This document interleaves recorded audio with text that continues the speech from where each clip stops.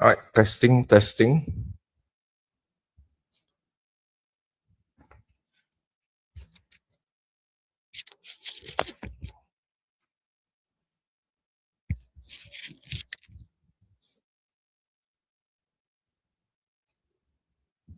All right, mic test. Are you able to hear me?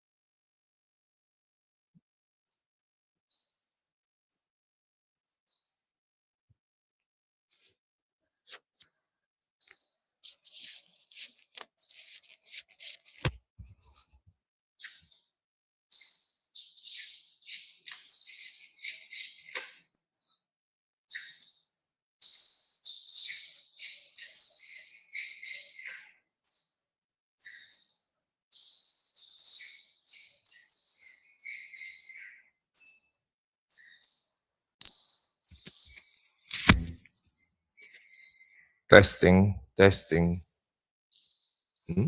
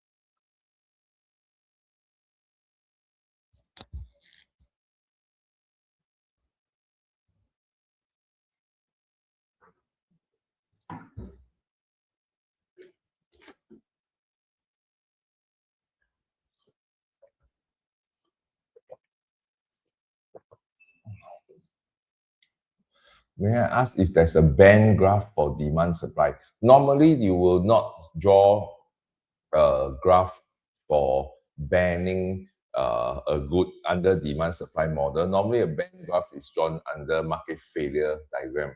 So, but technically you can, right? So that's a band is just a quota for a good set at zero. So you can do that, just that it usually wouldn't be used under DDSS chapter anyway. So if there's an essay question that you're going to face in the afternoon today that is asking you to discuss policies, then usually the policies under demand supply chapter will be things like taxes and subsidies and quotas, right? So a quota, for example, for a good, right? So you will be like, the government may impose a quota, right? Quota is setting a Q max at some level. So this is a quota diagram. So if you were to set a band, right, then it's simply setting a Q max equals to zero. That would be all there is, right? So, but usually this is not used in this chapter. All right. So I hope I've answered your question. If I have not, please follow up. If I have, then you can move on to the next question.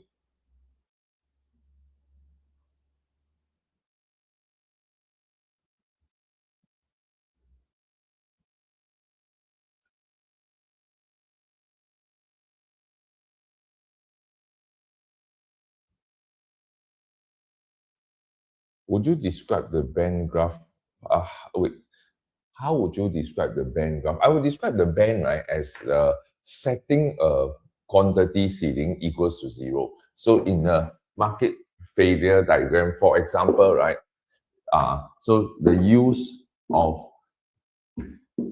a band to correct market failure caused by, let's say, either negative externality, or if you prefer, you can also choose imperfect information like vague, right? So, but let's say you talk about externality like drugs, for example, then you can talk about how the MPB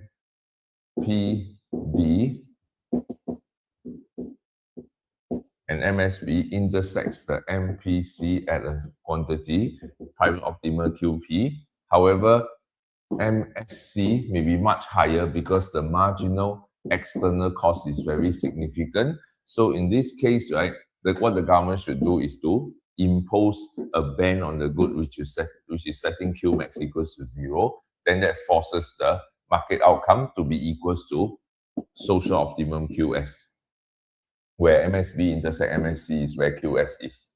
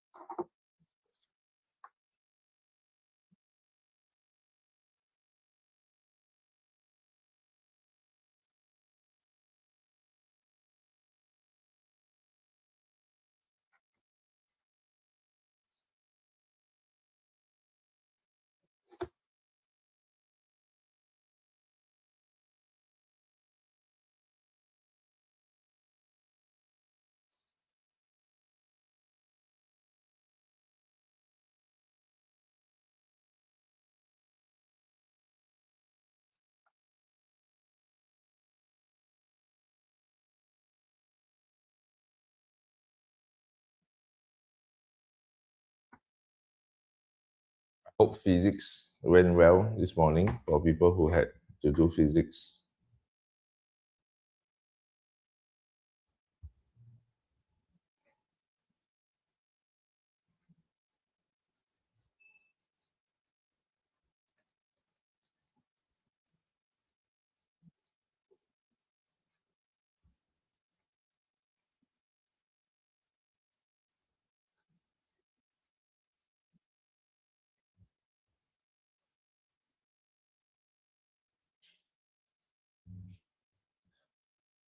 Right, if you are just in here, right, reminder that we have 2 hours or so before your 2 hour plus before your prelim exam.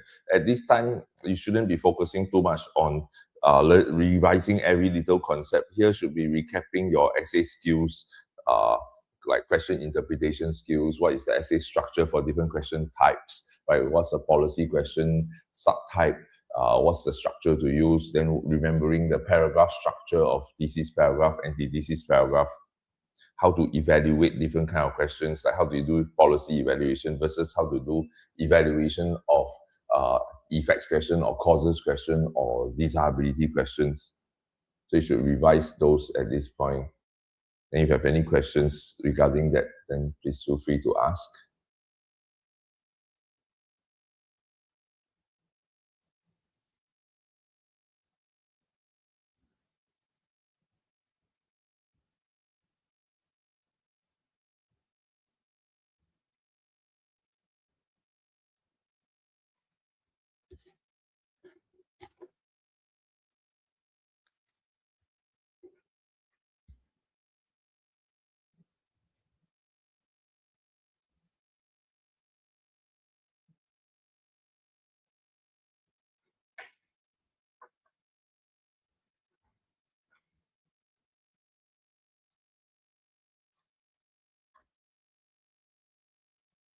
Right, if you don't have any questions for the moment, then let me just use this opportunity to help you do a bit of prediction. So in the exam later on, under the essay paper, so you have section A, which is the micro section, and section B, which is the macro section. So there are 6 questions in total. So one of these 3 questions, right? So one of these questions will likely be market failure, right? So the reason why we say it's likely to be market failure is because the sources of market failure question that came out, they didn't come out last year, right? So this year, Cambridge will very likely test Part A, sources of market failure, Part B, policies. So assuming your school teachers are looking at the trend, they will also have an interest to train you, prepare you for the A-level exam. So they are most likely going to test the Part A will be to explain 2 sources of market failure, right? So then Part B will be to discuss policies to correct these sources of market failure. So for the 2 sources of market failure, your essay structure should contain R1, which is explain one source of market failure, and R2, explain the other source of market failure.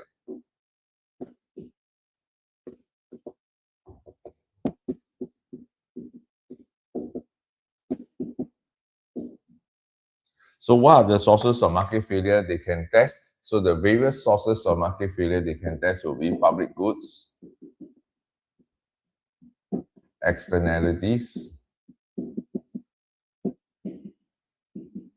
imperfect info, which has 2 branches, consumer ignorance and asymmetric info,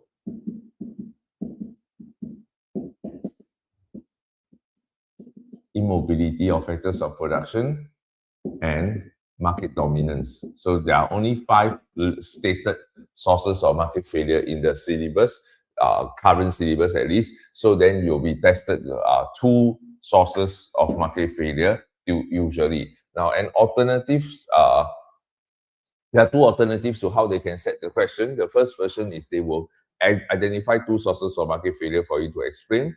The second alternative is when they give you a context of a market for some good and they don't tell you which market failure, your job is to go figure out the market failure yourself.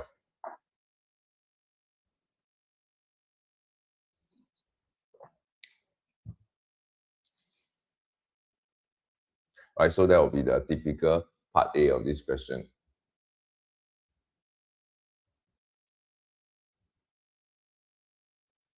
All right, then the part B of this kind of question will normally be a policy question. So the policy question here will involve you presenting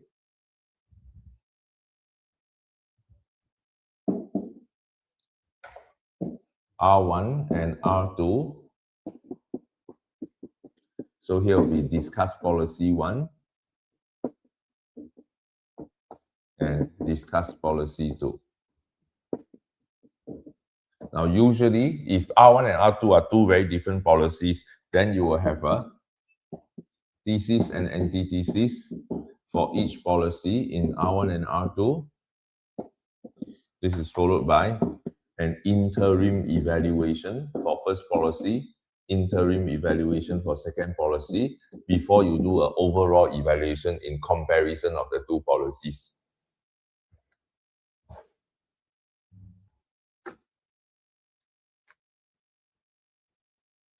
Right, so I would strongly urge you to choose this question if the exam question does turn out to be a policy, problem policy question for market failure. This would be very good to do. But watch your timing very closely. Keep it to a 15-minute time limit. So 20 minutes or less for part A.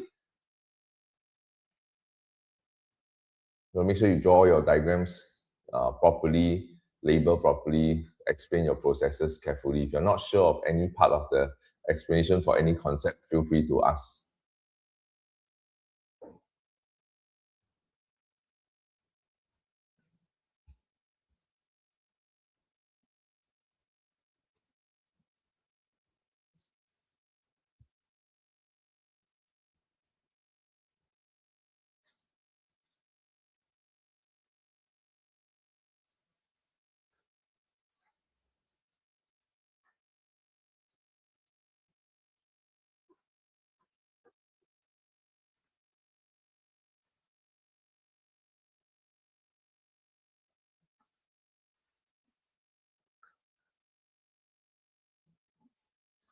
Is it necessary to explain the multiplier in every essay?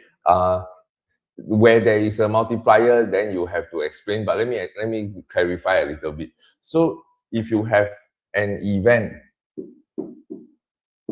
that leads to a change in a component of AD, and then this leads to a change in R and Y, then there should be a multiplier effect. So here, multiplier effect is expected. But how detailed or how brief is your multiplier? For example, if this was a part A essay, right, and R1 is the event, if R1 was explain how the event affects R and Y in round 1, then R2 is the elaboration of multiplier. If this was the case, then this is a definite requirement to go into detail, right? So here we'll need a detailed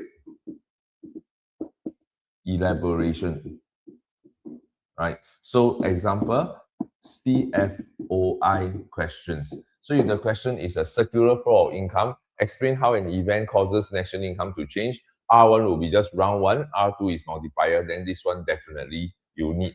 Now, however, right, if the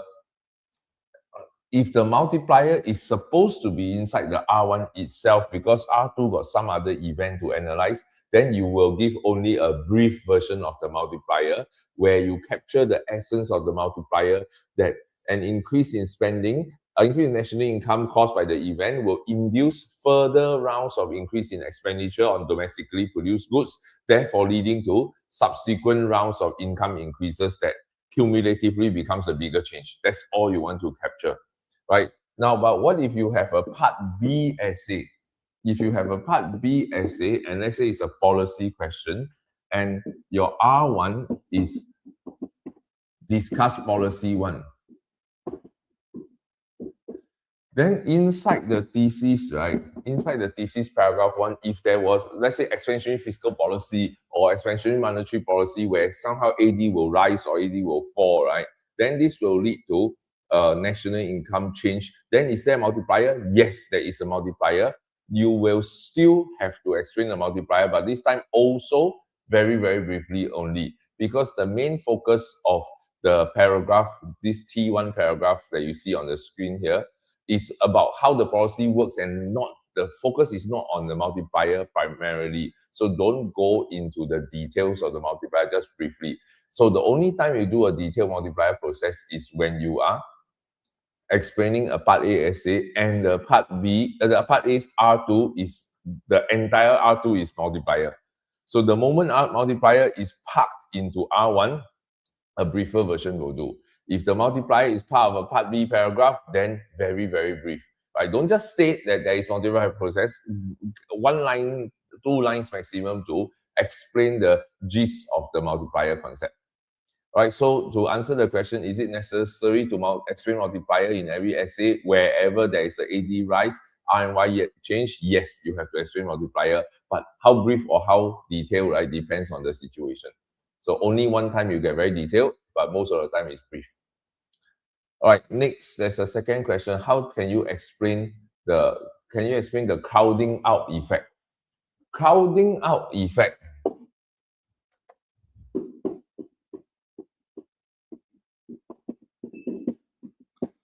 is typically used as a limitation to expansionary fiscal policy. Now, you know that limitation can refer to FEAST.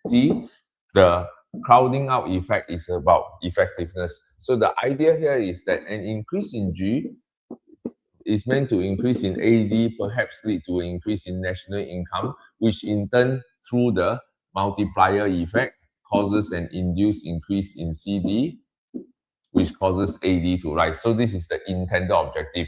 However, right, if we now assume that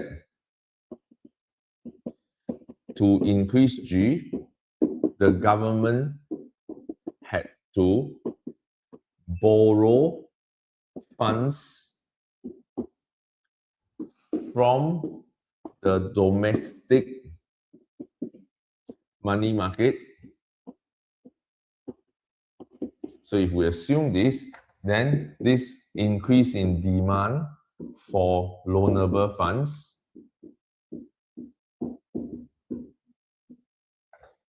by the government will drive up interest rate. Right? And because interest rate increase will in turn cause C and I to fall, then this fall in C and I ultimately causes AD to decrease back to some extent. So the conclusion is that the net effect on AD increase is smaller than initially had been expected.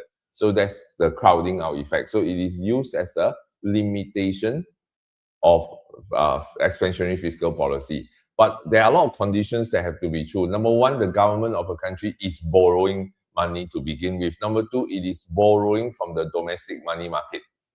Right? And number three, that borrowing is driving up interest rate and in turn causing C and I to fall. So there are many things that you can evaluate later and say, however, this may not always be applicable, because if the interest rate were to fall, interest rate will rise and the C and I are not so interest sensitive, then the crowding out effect is small. Now, however, be careful. If the country's government don't even have to borrow money to spend more, then you cannot bring up crowding out effect. Then later evaluation and say, oh, but in this country, the government don't even borrow at all. That means the crowding out effect is not relevant in the first place, right? Then you should not have brought up the crowding out effect as a limitation. So do not bring up a limitation in a situation and say that, oh, by the way, this limitation is not important at all in the given context. You are supposed to bring up only the most significant limitations. So do not ever bring up a limitation and later say it totally doesn't apply. Right, so you can only argue if so in a country like Singapore, where government spends money, don't have to really borrow money, then you shouldn't bring in crowding out. But if you were to talk about how government borrows money, then you could argue that to some degree there's a crowding out effect. Right, but Japanese government, for example, a lot of their borrowing for the government is borrowing from the central bank, right? then this is not from the domestic money market, from the private sector. This is borrowing from central banks, so it doesn't really have a crowding out effect here. Okay, Joshua, I hope that answers your question. If you got follow-up, please follow up and ask.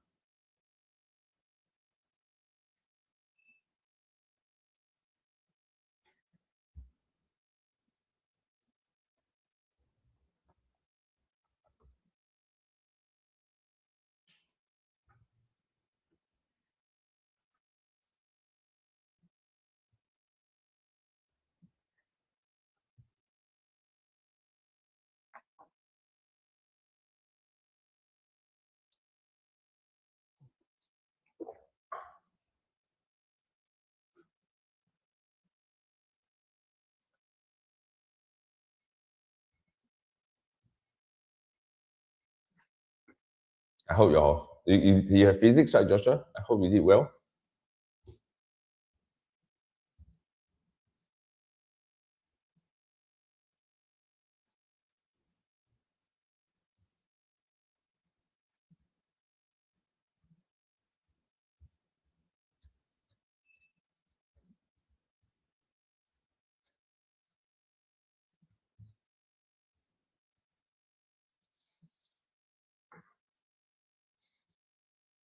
Well done.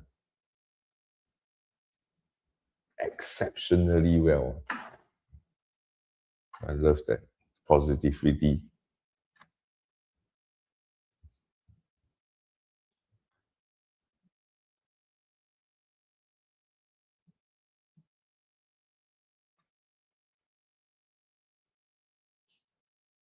Oh wait, somebody's using your name.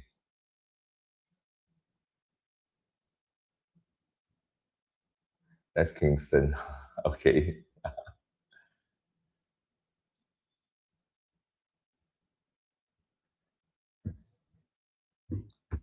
Kingston the prankster.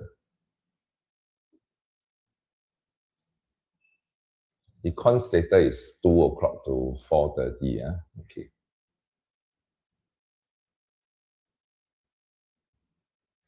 All right. Any other questions? Please feel free to ask. Content skills.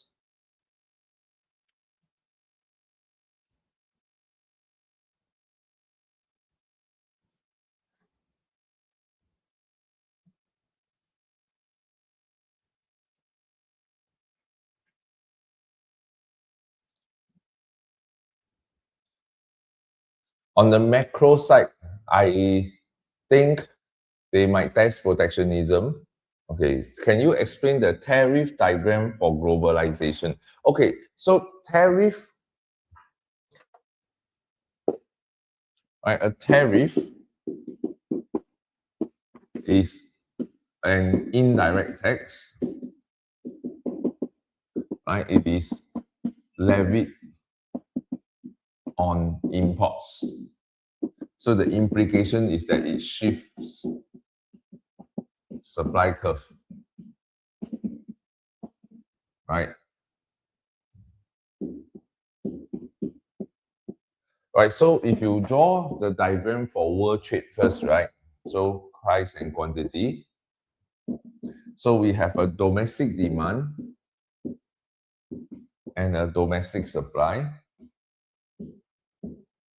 Because the tariff is imposed by the importing country, right? So then we look at the diagram for importing country. The importing country will be importing a good at the world price, which we will call PW. PW stands for world price. And if we assume that the country is a small country in a global market, where the global market is a large market, right? So you're just a small country as a price taker, then this world price will resemble the world supply curve. Now, so for the consumer in the country, right, where is the market equilibrium? The market equilibrium will be at the intersection of the domestic demand and the world supply, and this will be the market equilibrium quantity. Let's call this Q4. However, right, as consumers buy Q4 units of the good in this country, Q1 units will be produced by local producers, and the difference between Q1 and Q4 is your quantity of imports. right? So quantity of imports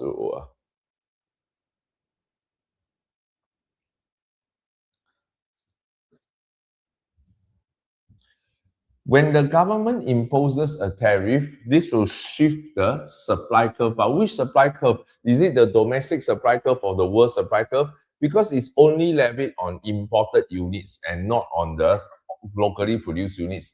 Therefore, the supply curve that will shift is only the world supply curve. So we call this S world plus tariff. And the vertical height will be defined by small letter t, which is your tariff per unit. And because of this, the new equilibrium will occur at the intersection of the new world supply now with the tariff and the demand. So Q3 will be the quantity bought. However, local producers at a higher price of PW plus T will now produce higher quantity. So local producers will increase their production while consumers will buy less. So now, as a result of the imposition of the tariff, the new quantity of imports has decreased from Q1, Q4 to Q2, Q3. So this tells us that the quantity of imports has fallen. And because of this, then you can argue that your balance of trade has also improved because import expenditure has also fallen. Right, so that will be the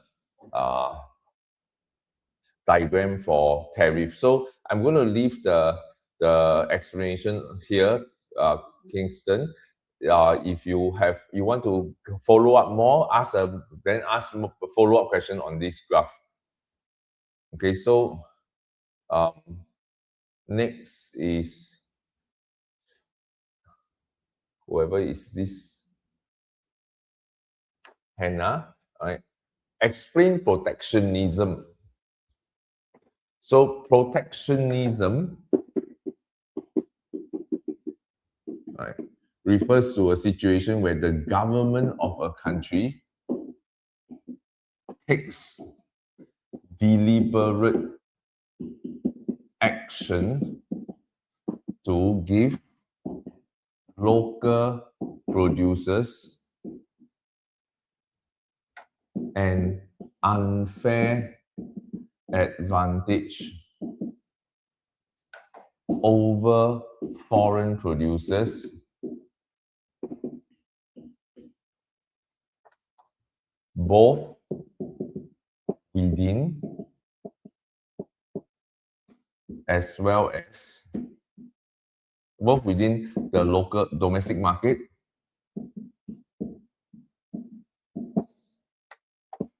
as well as in international markets.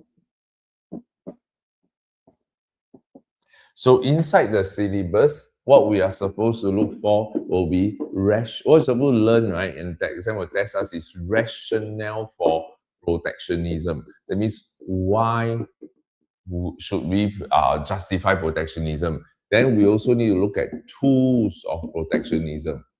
So earlier, the question that Kingston was asking was about the tools of protectionism. We have tariff and what we call NTBs, stands for non-tariff barriers.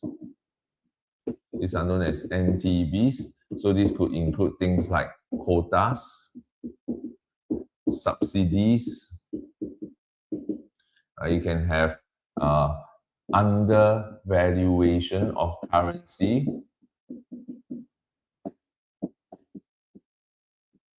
You can have legislation. So there are many different versions. Now, under the tools of protectionism, then there are many different reasons. So you have things like infant industry protection, right? Then you have protection of sunset industries, to counter unfair trade practices. So there are many different reasons that can be used to justify protectionism. Okay, so that's what protectionism generally refers to. So whoever is Hannah, you got follow-up question on a specific reason for protectionism or specific tool of protectionism you want me to go into, just raise up. I will go through for you. Okay, so next, why got so many Joshua's? Why is everybody calling themselves Joshua? All right, so what policies do we need to take note for micro under DDSS? So policies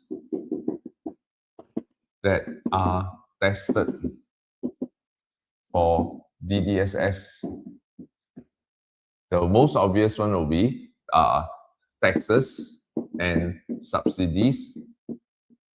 So for taxes, you can have direct or indirect. Subsidies also can have direct or indirect. Direct taxes will be like income taxes, wealth taxes. Indirect taxes are like GST or tax on specific goods. Subsidy, same thing, right? Direct subsidy will be things like the government give money to people, like CDC voucher, for example, right? Or indirect subsidy will be like when the government give producer a subsidy so they can lower price. So this is shift supply down, is shift demand up. Indirect taxes is to shift demand down. Indirect tax is to shift supply up. Right, so this would be taxes and subsidies. Next, then it will be price controls. So price controls can involve three different versions. So you can have a price ceiling.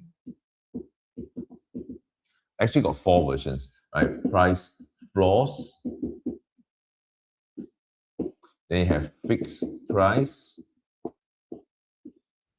And you have a concurrent ceiling and floor. Right, so this creates a band of prices that are acceptable. Then next, you have quantity controls. Quantity controls, the most common one will be imposition of a quota. However, as at the start of the session, somebody asked for ban. This is uncommonly tested in DDSS. This is the ban is more often tested in market failure chapter. So quantity controls will focus primarily on quotas. So basically quotas, price controls, taxes and subsidies are your typical policies on the demand supply chapter.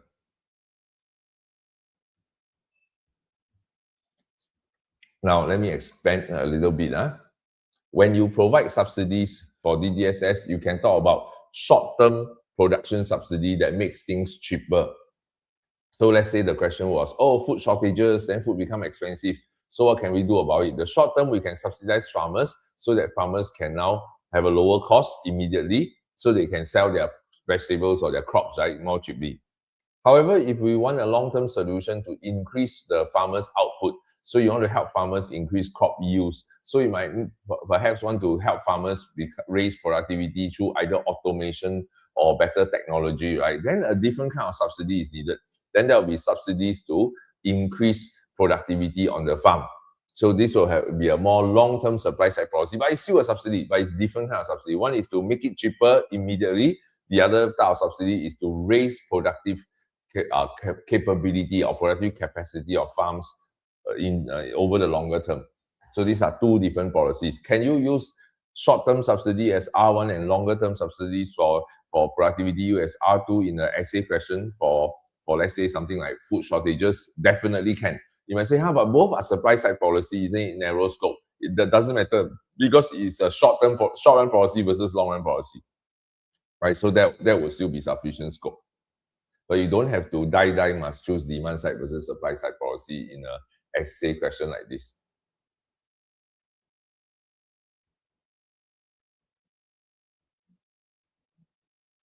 Right. While I wait for your next question, let me talk a little bit about concurrent setting of price ceiling and price floor. So concurrent setting of price ceiling and price floor, right, is something where the government will put. It's like the managed float rate in Singapore. So let's zoom in on this guy. So the government of a country, right, might feel that, okay, I don't want the prices to fluctuate too much. So what I do is, based on the current market price of P0, we are happy with it.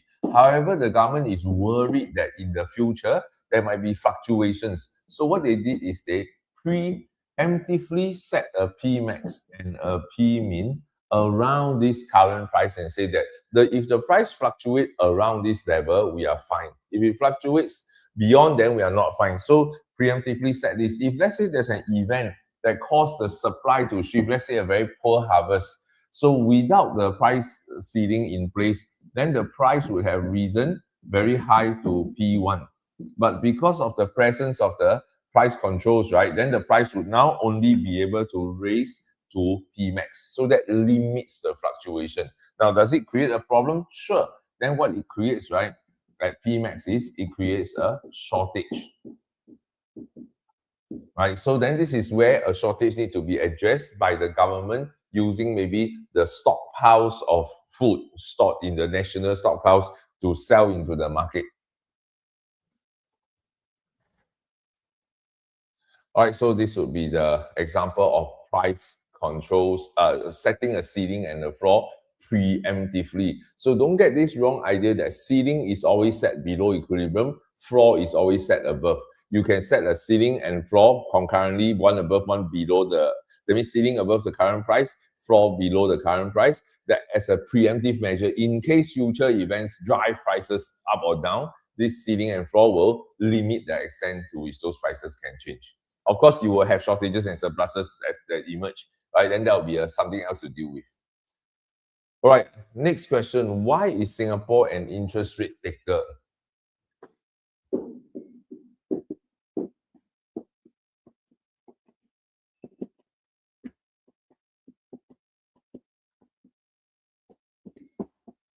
Right, so first and foremost, take note that Singapore, like every other country, right,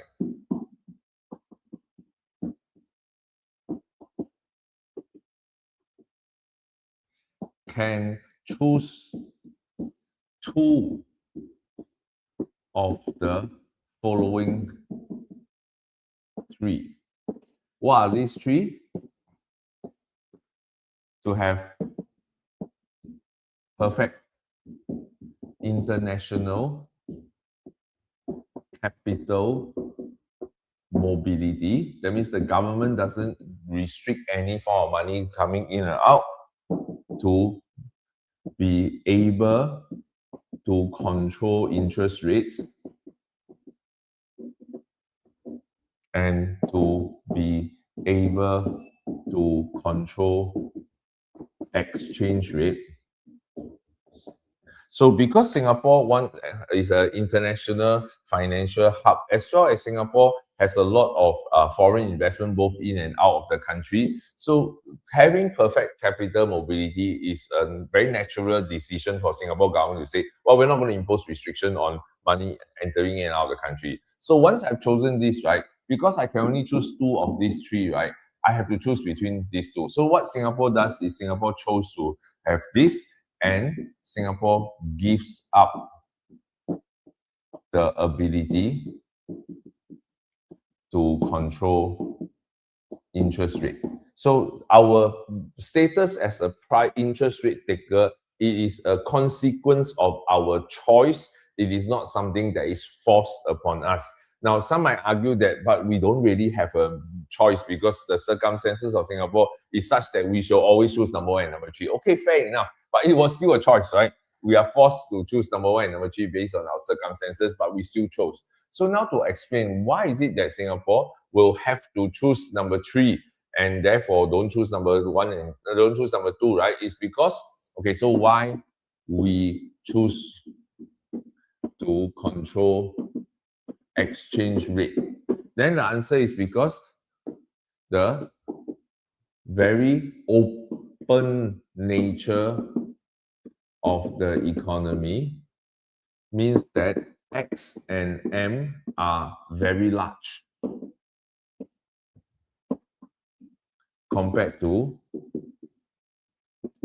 C and I and G, right? So the implication of this is that the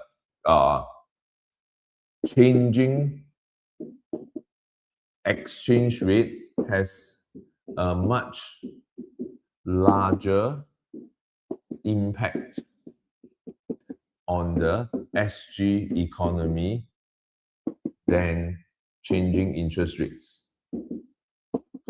Right, so because when you change exchange rate, it is the X and M components that will change. When you change interest rate, it's the C and I components that will change. So because X and M are much bigger than C and I, right? Then controlling X and M has a bigger impact on the country. Now, wait, don't jump to conclusion yet, right? So then, so what, right? So what? There are two ways to explain this. You can say that having exchange rate volatility, if we don't control exchange rate, we let market forces decide exchange rate, then we will face a lot more exchange rate fluctuations. With a lot more exchange rate fluctuations, then the economic stability of the Singapore economy becomes adversely affected. So Singapore economy's AD, right, and AS will swing quite wildly, and this creates a lot of macro instability. Right? If we choose to control interest rate, we will have to give up exchange rate stability, right? That means that will cause greater instability. So that's one way to look at it. The other way to look at it is that if I want to use exchange rate or interest rate as a policy tool, then choosing to use exchange rate will mean that I can have a small exchange rate change and make a big impact on the economy compared to if I change interest rate, I have to change interest rate a lot, right? Before I can change exchange rate. Before I can affect the economy. So then as a tool, exchange rate is therefore more effective also. So either way of explaining, right, you are explaining that between interest rate and exchange rate, we would rather choose exchange rate. Two reasons. Number one, as a policy tool, it is more effective. Number two, exchange rate stability contributes a lot more to stability of the macro economy compared to interest rate stability. So two different reasons why Singapore would prefer to choose exchange rate over interest rate. Okay, so take note of that first. So does this answer the question? Not yet. This only answers half the question. This only answers why we would choose exchange rate over interest rate. But it hasn't answered the question of why choosing exchange rate means that we give up, right?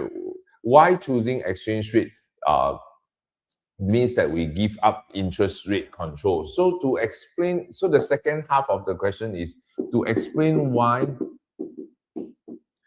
choosing to control exchange rate means to give up control over interest rate.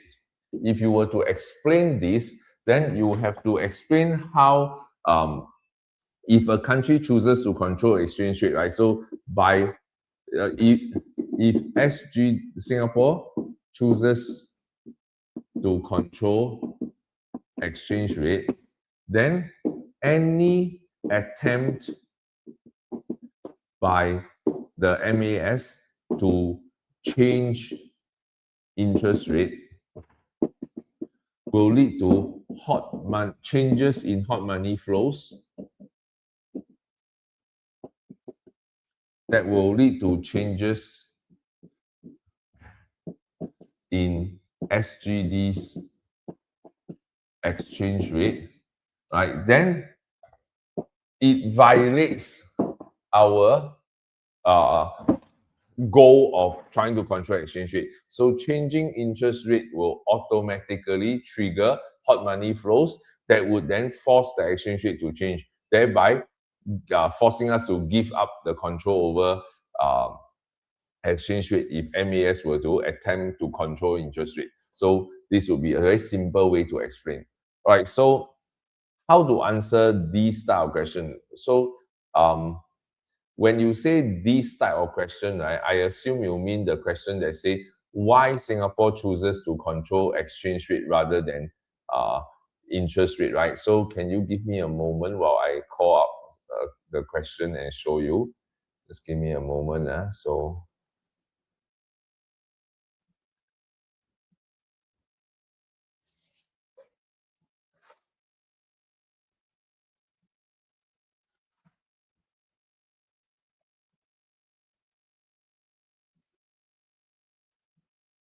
Wait, I want to add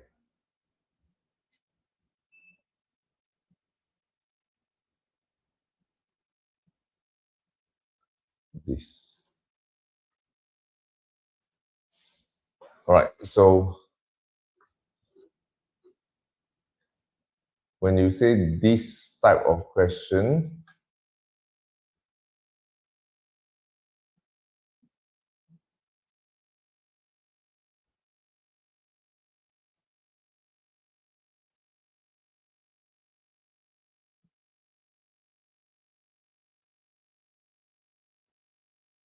I believe you are referring to something like 2012. So explain why exchange rates rather than interest rates are the preferred choice of instrument as instrument of monetary policy in Singapore. So this question isn't asking you why Singapore is an interest rate taker. This question only asks you why Singapore prefer exchange rate over interest rate, right?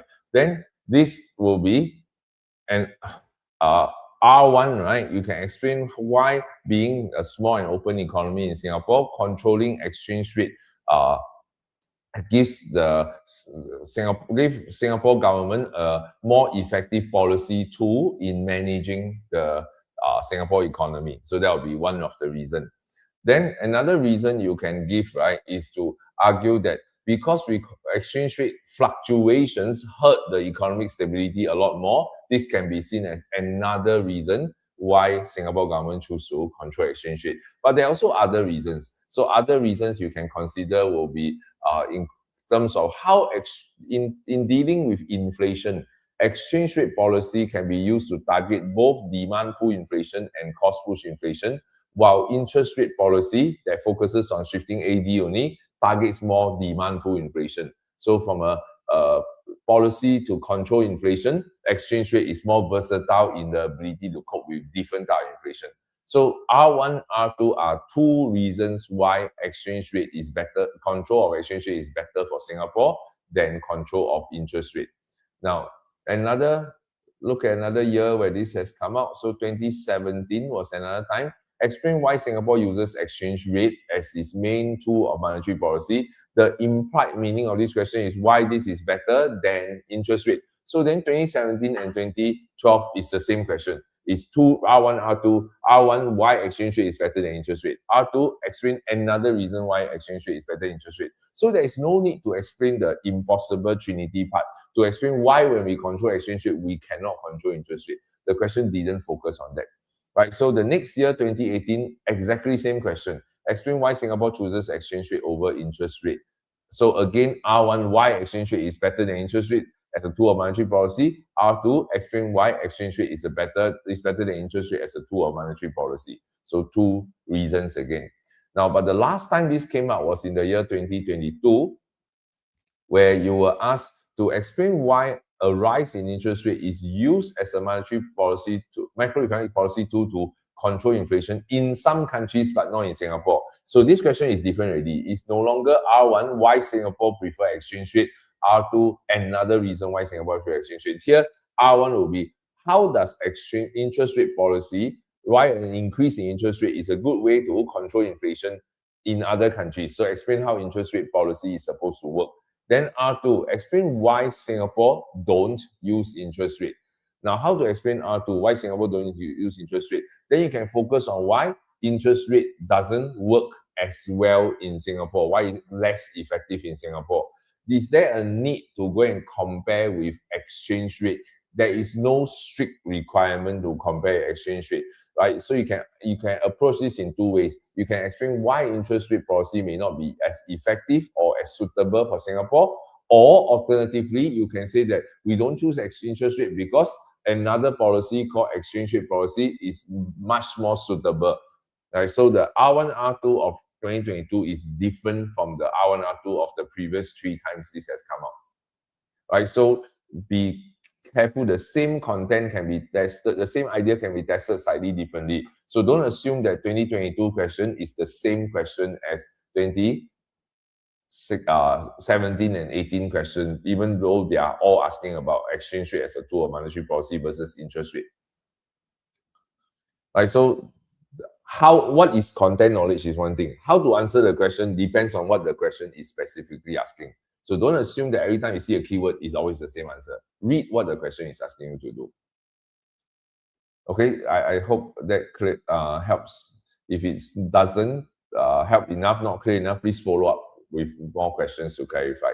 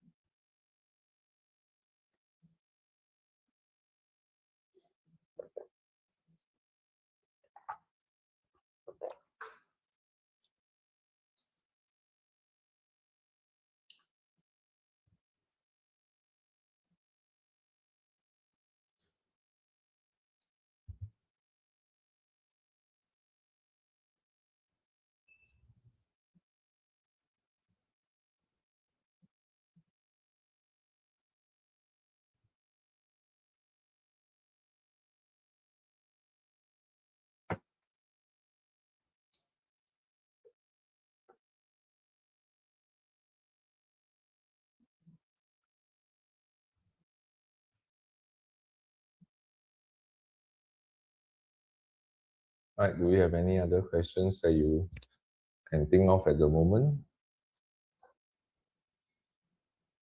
You don't have to keep asking though, you can just sit here and study. Okay, can you explain moral suasion? Moral suasion, right, comes under policies to correct market failure caused by externalities or imperfect info. So under this section, there is moral suasion, also known as public campaigns. So beyond this, of course, then you have your incentivization via taxes and subsidies. And then you have legislation. So under moral suasion, which is public campaigns, right? So it depends on what you're trying to do. For externalities versus for imperfect info. For imperfect info, the objective is to correct imperfect info. However, for externality, right, is to convince consumers to consider external benefits and costs.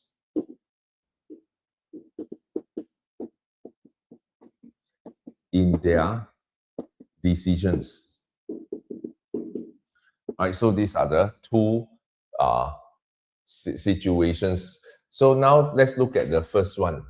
So if we are talking about for externalities, right? So for example, in a positive consumption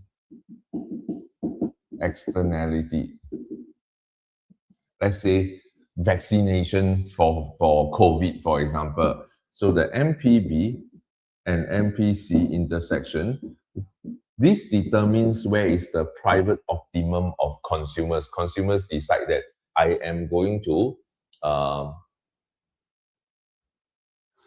private optimum is going to be determined by MPB, MPC intersection. Now, if there are external benefits of vaccination, so there's a marginal external benefit, assuming there's no external cost, then QS will be here. So QS intersection, right? QS is based on the intersection of MSC and MSB, whereas QP is based on intersection of MPB and PC, which is this point. So now what is moral suasion trying to do? Moral suasion is not trying to shift anything. Moral suasion is trying to get people's decision making, right, to be based on the initial MPB, MPC decision to now a MSB, MSC decision. That means what we're trying to do, right, is to get people, right, to jump from the red color point to the blue color point. That means your decision-making criterion is changing, right? Your decision-making criterion is changing from one that is maximizing private optimum to one that is maximizing social welfare. So how you found the QP? By equating MPB and MPC. If I can convince you to care, then I'm changing your criterion of decision-making to MSB, MSC. Then you just choose the blue point instead. So nothing is shifting. Consumer is just changing the criterion for decision. You're jumping from QP to QS. Now, however, that's only for the externality case. If it's an imperfect info case, then it's a bit different. So for imperfect info, what's happening is that your MPB perceived is lower than your MPB actual. So your optimum point is the intersection of your MPB perceived and MPC. And again, if we assume no externalities, then QS is here. So you underconsume. So what imperfect information does, right? What moral suasion does for imperfect information is to get rid of this and make this equal to MPB perceived as well. So I correct your imperfect information. So the public campaigns or moral suasion's purpose is to correct your imperfect information and now let your perception of benefit equal. Then we are shifting the entire MPB curve, well, up, shifting it up. Then your equilibrium point will change to QP1. So these are two very different objectives for different class of problems. So you got the wrong info, I correct your info. You got the right info, but you didn't care about third-party benefits that might exist. I try to convince you to care. So both can be considered moral suasion. Okay, so that's what moral suasion means. Okay, next question is how to do asymmetric info type of question. The way to do asymmetric info questions, typically, like all market failure questions, asymmetric info questions will be them asking you to explain. Okay, let's take the 2025 question last year A-level. Explain how asymmetric info leads to adverse selection and moral hazard. So this was last year's A-level question. Then how you answer this will be to split your essay R1 and R2. So R1 will be explain how asymmetric info can lead to adverse selection and lead to allocative inefficiency. And then R2 will be explain how asymmetric info can lead to moral hazard and how this leads to allocative inefficiency. Right, so these are the two general approaches. These are only the standard approach you can use to explain asymmetric info causing market failure. Now, the likelihood of your school testing this in the afternoon today, right, is very close to zero. The reason is because 2025 A-level had just tested this, right? 2025 A-level had just tested this. Your school teachers are unlikely to be setting this because they are unlikely to expect this to come out this year. But if you want to, so I advise you worry about this after the prelims. But even then, A-level has a low probability of testing it this year anyway. Right? But you might want to learn it just for case study. But since the Yishun case study is over already, then I wouldn't prioritize this at this moment.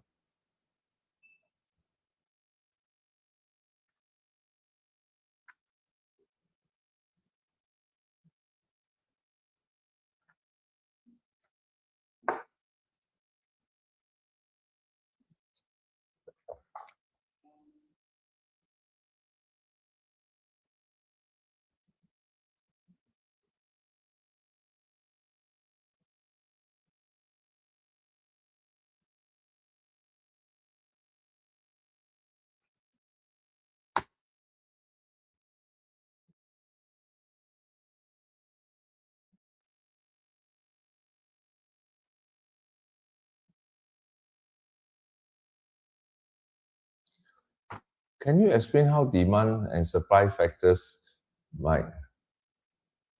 Oh wait, sorry. Joshua. Oh, it's Kingston. Okay. Can you explain tax for market failure? You mean tax as a, I assume you mean tax as a policy to correct market failure. So let's set up the context.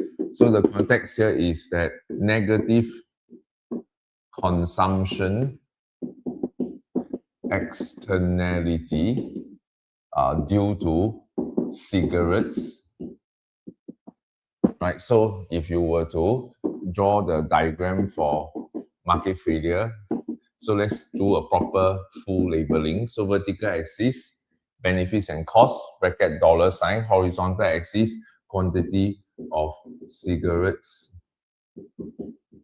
consumed over a given period of time, let's say per week. So what you have is MPB equals to MSB. So we assume that there is no external benefit from the consumption of cigarettes. So I put MSB equals to MPB. Then MPC is the private cost of consuming cigarettes. So QP naught will be how many cigarettes people want to consume. Now QS. Now, I don't know whether your school draw parallel or non-parallel, so I'm going to simplify and I'm going to pretend it's parallel. So if YI draws non-parallel, oh, then so be it. Doesn't matter. It doesn't affect our conclusion. So MSC will be equals to MPC plus MEC. So MSC is equals to MPC plus MEC. So now, this is where social optimum is. So you have a QS and you have a dead weight loss area equals to this pink color area that is caused by overconsumption of cigarettes. Now, if the government were to come in to impose a tax, then what the government will do is to set a tax per unit, right? So to set a tax per unit equal to the MEC at QS, which will then shift the entire MPC curve up to MPC1, right, which is equal to MPC naught plus tax. Then what this does is to cause the consumer decision, rational consumer decision, to now match the new MPC to the MPB, and consumer will consume less at QP1. If the tax is set correctly, then this would fully correct the market failure. Now, however, as an antithesis, you can talk about how the government may have imperfect information, and because in order to set the tax correctly, they need to correctly identify or measure the correct value of MEC at QS. What if the government has imperfect info and tax too much, for example? If the government has taxed too much, they might push MPC to up to MPC2, which is MPC naught plus a too large tax, right? A tax that is too large. Then this will cause overshooting of the consumer's behavior to, let's say, QP2. Now, if that happens, right, then now we are under consuming, then it creates a deadweight loss triangle on the other direction. That could be your antithesis paragraph to say that while the government can use a tax to correct market failure, they might not necessarily be able to measure accurately the extent of the market failure, and therefore may not be able to tax the correct amount. Right? If they cannot tax the correct amount, then they will end up having a new deadweight loss created due to overtaxation. You could also say undertax. Right? Undertax means that the QP doesn't fall to QS, it falls closer to, then the deadweight loss will just be a smaller area. Deadweight loss will just be a smaller area still inside this pink color triangle. Right? So that's how you use the text to explain. So I want to pause here for a while and emphasize on the antithesis paragraph. So those of you from my class, I taught you the 3 steps to do antithesis paragraph for policy is to name the limitation, describe the limitation, and explain the implication. So naming the limitation is the government may have imperfect info, right? And therefore may not be able to accurately measure how much tax to impose. Then your description will be, okay, why would it be difficult? Because it's very hard for the government to identify all the third parties that are involved in smoking, right? Everybody smokes in the country. Whoever smokes in the country are smoking at wherever they are, right? Their homes, in public areas. Who are the third parties around them? How much is the external cost to each third party? It's not something that the government has perfect info about. So the government can only estimate. And this estimation is subjected to a lot of imperfect info and subjected to mistakes, right? So this is where you're describing why it is not easy to gather data on all the third parties and the extent of the external cost. Then because of this, then you go to step 3. Step 3 is where you use a graph to show how if the government had taxed too much, right? So overtax, right? It means, Kingston, overtax means to tax too much. Okay, so you can also undertax, right? Tax too little. So this is how you do your antithesis paragraph. Now, how to do evaluation? To do evaluation for this limitation, right? You can say that, however, governments don't impose a tax, and for better or worse, just leave it be, right? What governments will do is they decide on how much tax to impose based on what the information they have, assuming that they are right, then they implement the policy. Then they observe the market outcome. Is the market outcome improving, or is the market outcome like adjusted too much or too little? Then they will review their policies, then they will change their tax rates. So that review process and changing of policies over time in the long run will make this imperfect information problem less serious or less severe as a problem. So in the long term, then the imperfect information on the part of government is less of a major problem. That's how I would evaluate this. Okay, so I'm going to move on to the next question. Kingston, you got any follow-up? Please follow up. Can you explain how demand-supply factors may contribute to widening income inequality in Singapore? Wait, sorry. Let me get back to Yu-Chen's question. Why over-taxation is bad since cigarettes are harmful? So, okay, so this is a very common mistake, right, Yu-Chen?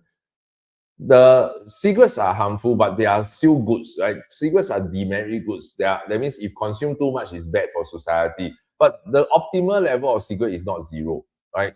Because smokers do derive satisfaction from smoking. So the QS0 quantity of cigarette is in fact the socially optimal level. Taxing too much will push it down to QP2, which is less than QS0. So therefore, you're reducing the benefits that smokers can enjoy from smoking, right? So overtaxing anything that to the point of causing the quantity consumed to be less than social optimum is bad. So similar to this, right? Is pollution bad? Sure.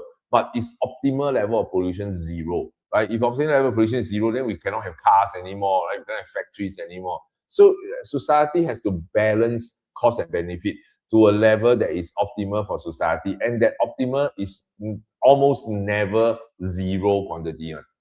Okay, so that's why it is bad. So everything measured by deadweight loss. All right, next question, I got a very interesting question asked here is using supply and demand factors to explain widening income inequality. So to do this, right, I will need to apply labor market theory, or rather demand supply into labor market. So let's talk about market for doctors. So it's a labor market versus market for nurses, for instance. So if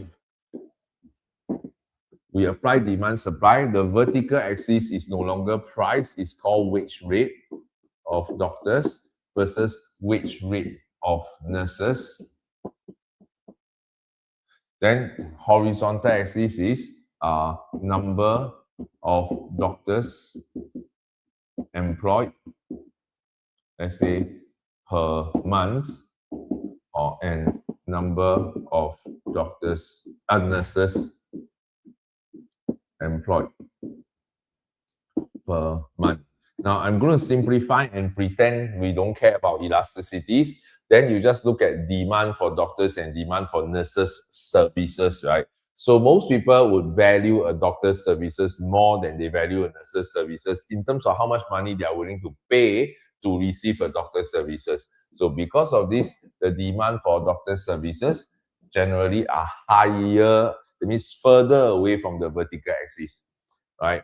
Sorry, further away from the horizontal axis. So the willingness to pay for each doctor's services is a lot higher than each nurse's services. So that's the difference in the demand levels. Now then, for supply, you can argue that because it's harder to train doctors and the cost of training doctors are a lot higher, so the minimum wage rate at which doctors are willing and able to supply their labor is also much higher. While nurses there are more nurses in the market to supply the labor, as well as the training is shorter, so the cost of people training to be nurses are lower, so the minimum wage rate they are willing to accept to become nurse is lower, so this will cause nurses' wage rate to be lower than doctors' wage rate. Now, so this explains wage differential. Now, but what Yusen is asking is widening of income gap. So widening income gap, I need events that cause this who cause the gap, right? Let me change to gray color. You want to cause the income gap to widen. So there are a few things you can do, right? Either there's a rise in demand for doctor services, or an increase in the supply of nurses services, or combination of both that can cause widening of income gap. This is how you use the demand and supply model to explain how the wage gap widens. So how do you do this? You use events, right? Give some events to lead to doctor services increasing or nurses servicing, nurses supply increasing. So you can talk about how government policy to increase more vacancies, more enrollment in the nursing school, for example, right? So that can lead to an increase in supply of nurses. Now, you can replace with any profession. You can replace doctors and nurses to high-skilled workers versus low-skilled workers. Then changing of foreign worker policy for low-skilled workers then can also affect supply and demand. So there are many things you can use to change the income gap to become bigger or smaller. But how do you use DDSS? Use two side-by-side diagram. Use two side-by-side diagram for two markets for two different types of labor to show the wage gap.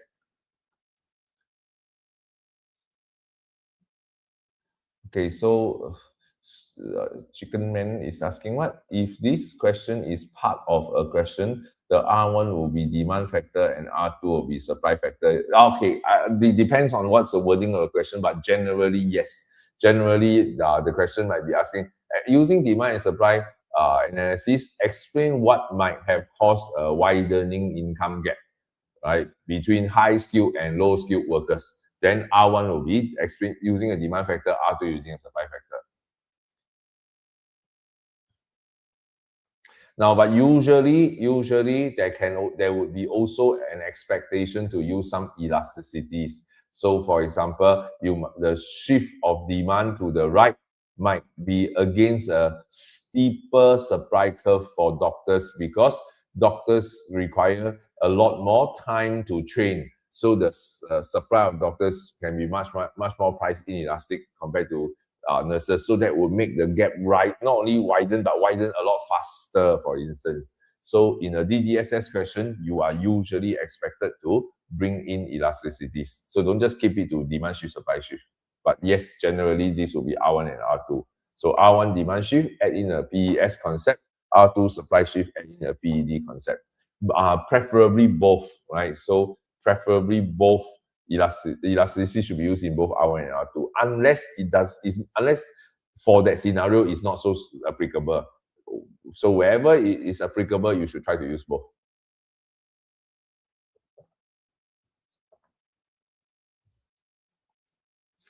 So this is a general rule for all DDSS questions. Now, wherever you can, use elasticity. So take that as the normal expectation. So the only time you don't use elasticity in a specific point is that the elasticity is not suitable for that point only. Otherwise, the norm should be, I must try to use elasticity somehow.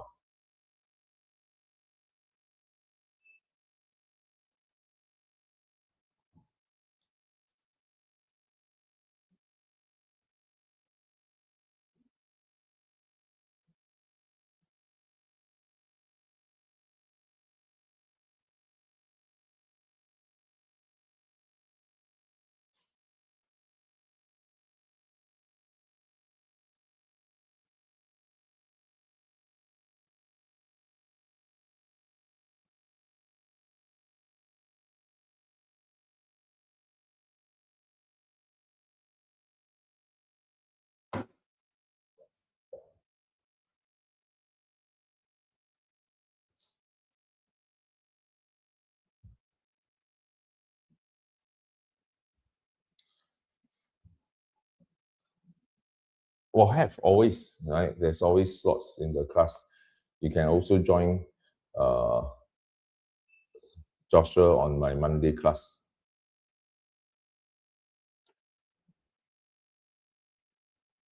For recession, high risk. For recession, if I use expansionary fiscal policy, must I talk about consumer and producer confidence? You don't. Okay, I'm going to respond to your question very precisely. You say must I, right? Then no, right? Why must there be a must? So when you use recession when there's a recession and you use expansionary fiscal policy, that will be a policy to help. Then your antithesis, so I'm assuming you're talking about higher order question. When you do antithesis, right, you can choose any limitation that you prefer, right? All right, okay, maybe I should rephrase that. Not any limitation you prefer, whichever limitation is relevant to that country. So if it's a Singapore case, right, you can say, wow, maybe small multiplier, right? If you want to talk about consumer confidence and producer confidence is weak, therefore, the let's say lowering of taxes or tax rebate might not trigger much increase in consumer spending, or corporate tax decrease may not increase investment by a large extent, then sure, that also works, right? But it's not a must choose. Remember, the essay structure must be thesis, explain how the policy works, and antithesis, explain one limitation. So there are many choices or limitations that are suitable for this case. So this is a can choose point, not a must choose point. Does that answer your question? I hope that answers your question, Reese.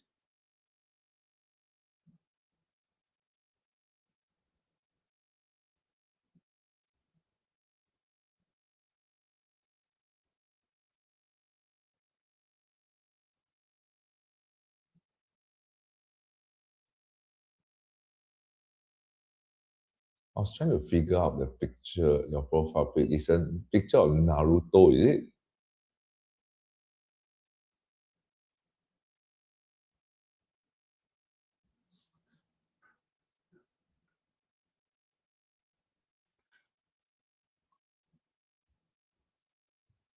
Okay, I don't know if that's Naruto, but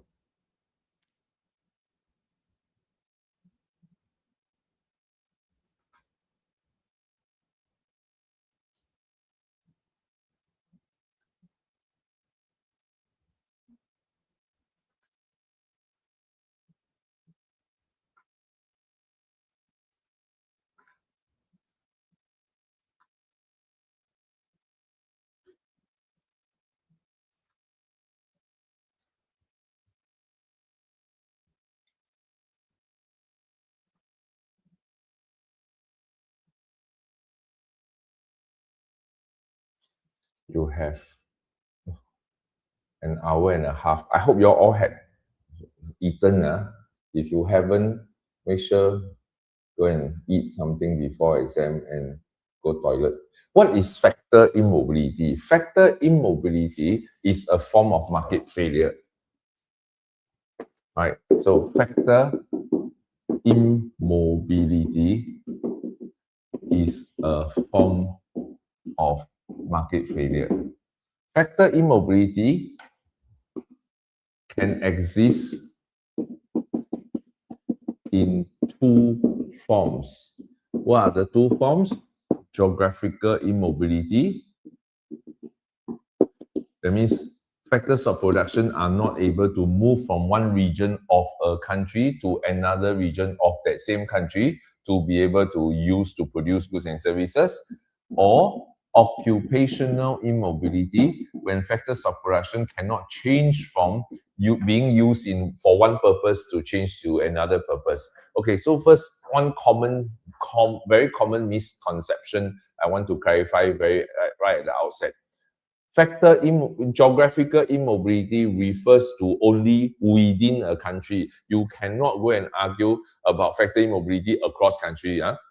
So factor immobility strictly is within the context of a country. So let's say it's hard to move resources from West Malaysia to East Malaysia or East Malaysia to West Malaysia. It's hard to move resources from, let's say, Florida in USA to, let's say, Wisconsin in the north, right? Or it's hard to move resources from the province of Qinghai in the west of China to maybe to the province of Jiangsu in the east of China. So this is all within a country. So you cannot say, oh, hard to move resources from Penang in Malaysia to Singapore.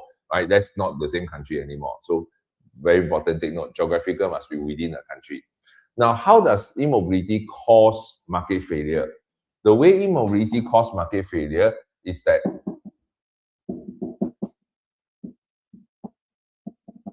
you need to have an event that causes structural change.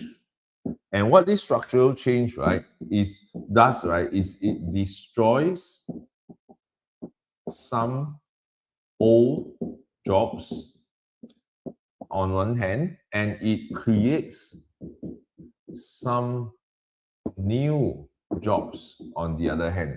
So you have new job vacancy created in some sector of the economy, while some old sector of economy, some jobs that are destroyed. So workers will lose their jobs.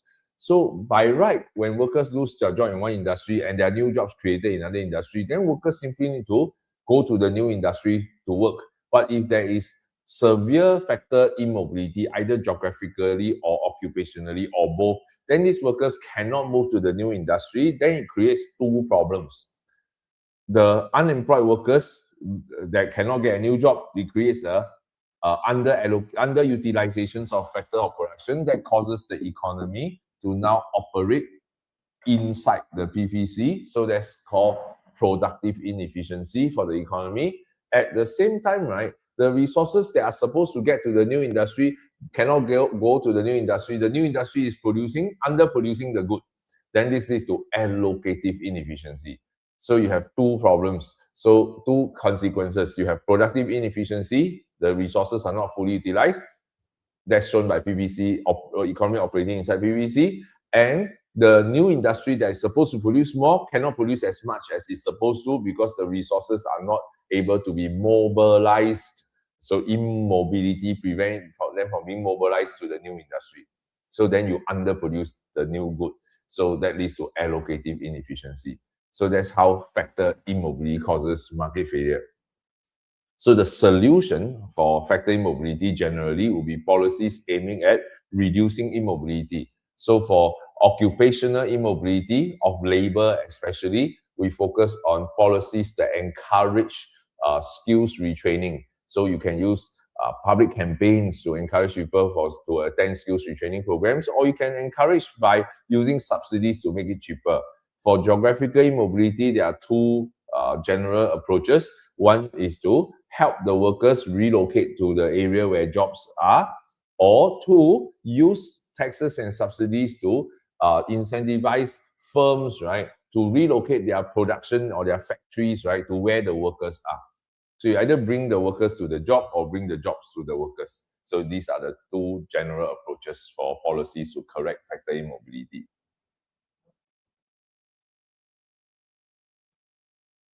All right, so I hope that answers your question.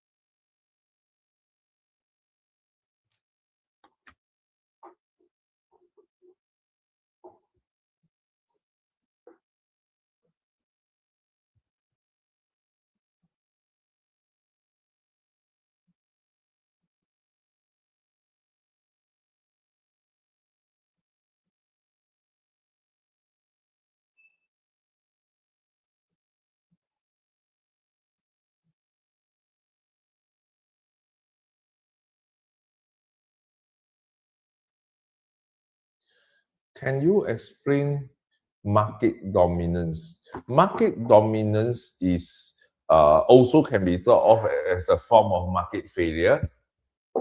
So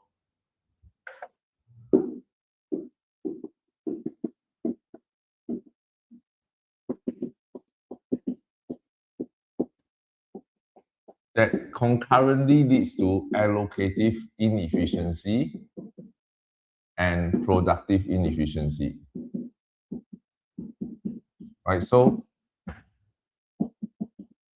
let's call this number one and call this number two. For allocative inefficiency, how we illustrate this? So let's apply the diagram first. Price, revenue, cost on the vertical axis. Horizontal axis, output per week. A firm that has market dominance would have significant price setting ability, and what you will have is an AR curve that, number one, must have a negative gradient and usually relatively steep, right? But since we're not comparing, right, we just draw some downward sloping AR curve. Then MR curve is to be drawn on the same vertical intercept. So start from the same vertical intercept, and the gradient is twice as steep. So this is your MR curve. So when the firm decides profit maximizing point, it will produce where MR is equals to MC. So this is the profit maximizing output of the firm. The firm will charge a price, P naught. Okay, one small little note. Efficiency is a long run concept, right? Therefore, any graph that you draw to illustrate allocative inefficiency or productive inefficiency must be a long run diagram. So the graph must be labeled as LRMC, right? So this is important to take note. Okay, next, to show that this is allocatively inefficient, I need to look at the condition for allocative efficiency. The condition for allocative efficiency is for the firm to produce where P equals to MC is the condition. So where is that? That will be this point. So this is P equals to MC, which is condition for allocative efficiency. So QS, which stands for your social optimum, right? Which is also known as your allocative economically efficient output will be at QS. Then what you have here is a dead weight loss area ABC. Now to complete your diagram, make sure you draw in the AC curve as well. So add in the LRAC. Right? So this is called allocative efficiency, where the firm allocative inefficiency, where the firm produces at a quantity lower than social optimum, resulting in a dead weight loss equals to the triangle ABC that is shaded here. Now, what is the firm's profit then? A firm's profit will be given by this rectangle. Now, this is if the firm is productively efficient.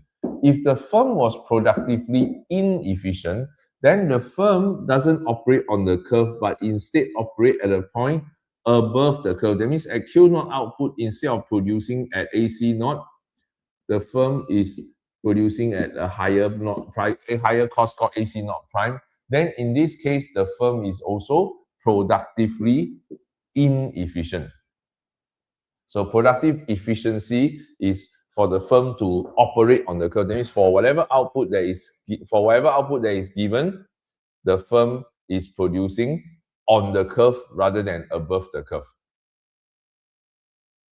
Right, so this is how you explain how market dominance as a market failure can cause allocative inefficiency R1, how you can cause productive inefficiency R2. For this, you don't have to draw two separate diagrams. You can draw one diagram and share the diagram for R1 and R2. Just remember to label the MC and AC curves as LRAC and LRMC.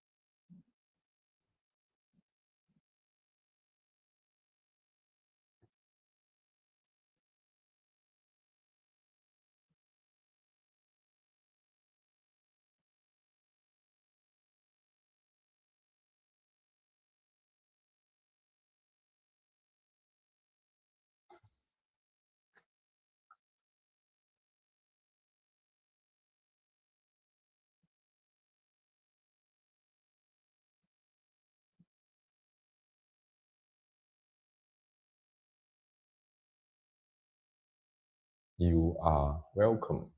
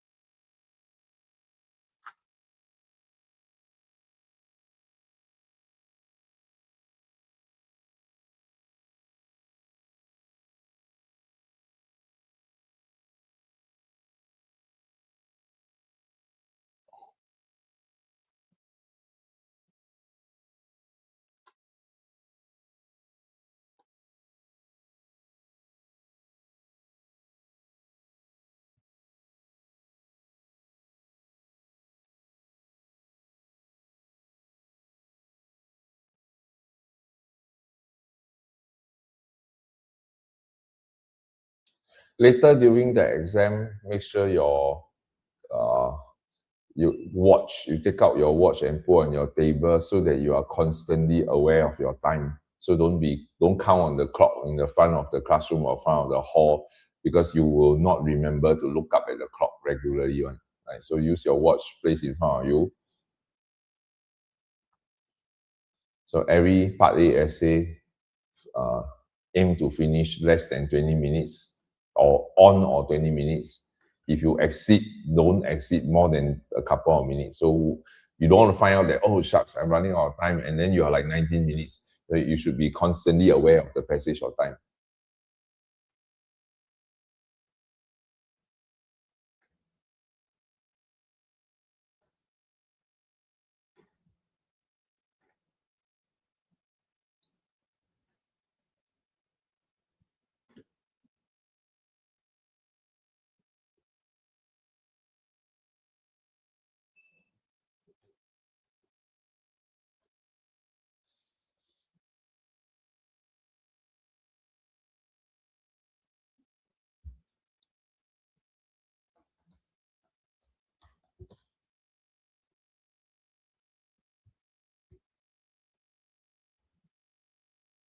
How to explain equity, or more rather, how to explain inequity, right? So how to explain inequity, right? So the first thing you want to do is to contextualize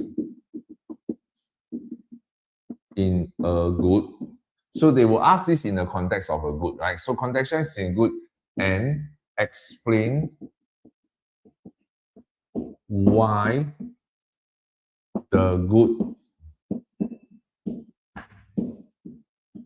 will have a high price when produced by the free market. Right, so here you will normally use a DDSS framework, right, to explain why cost of production is high, right, and to explain using price inelasticity of demand, right? So how this will lead to a very high price. Then number two, you claim that if there is significant income inequality, then low income households cannot afford to consume the good to an adequate level. That means the poor either cannot consume enough of healthcare or education or housing, etc. Right? Then after that, number three, explain why this has adverse effects on society.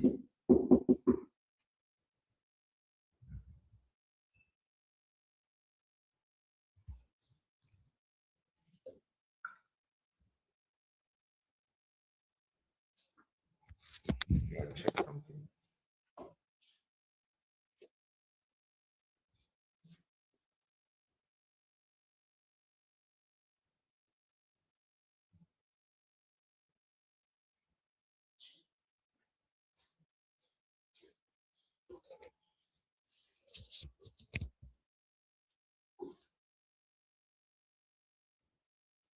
Okay, so follow the three steps that I've shown on the screen. So step number one, explain why when left to the free market, price will be high. So use a DDSS framework to explain this. Use supply is low, so it means supply is in a high position. That means supply curve is on a relatively high position. So let me shift up. Not, it's not a shift, just it's at a higher position. Then use the demand being steep, right? So use some, because it usually, right, inequity refers to the unfair distribution of essential goods and services. So essential goods and services are mostly necessities. So the demand tend to be much more price inelastic. So that will translate into very high prices. Then if there's high income inequality, then low income households cannot afford to consume or cannot afford to consume sufficient amounts of such necessities. Then explain why there will be impact on society that is adverse. Maybe something about SOL, either MSOL or NMSOL is affected in the country. Or let's say you cannot afford vaccination, for example. So in the event of a pandemic, right, then the spread of disease will be far more rampant, and then the impact on the economy will be far greater because you cannot easily control spread of diseases if the poor cannot afford vaccines. Or if the poor cannot have enough access to clean water, for example, then you will have hygiene problems and again go into spread of diseases.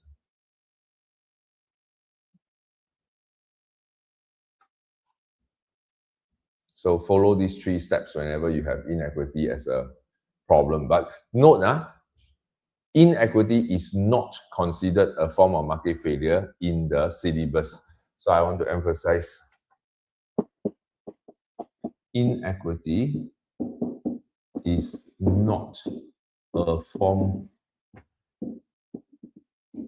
of market failure, but it is a reason for government intervention.